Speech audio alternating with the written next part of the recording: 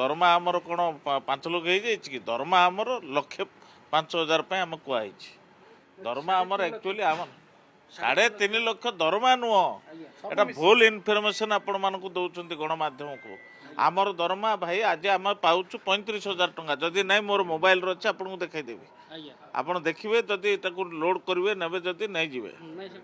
35,000 टंका आमर दरमा 35,000 टंका दरमा गोटे एमएलए केमती चली पार तेणु ताकू 3 गुण करा जाऊ 1,05,000 टंका आम कहलु 3 गुण कले 30 30 90 ये 15,000 1,05,000 टंका आम कहीचु आनुषांगिक आम कोठी गले भत्ता मिल धत्ता मिल सेटा कौन तार ग्यारंटी कौन अच्छे आम गलु तो मिल न गले भी मिल ना मुझे कमिटी अच्छी मुझे मिल नथिले ना कि भूल ना जहाँ ठीक है करदवा कथा कि भावार कि ना गणमाध्यम को से दृष्टान्तमूलक भाव में 3,50,000 बोली कहते 3,45,000 बोलते ना आमर दरमा एक्चुअली 1,05,000।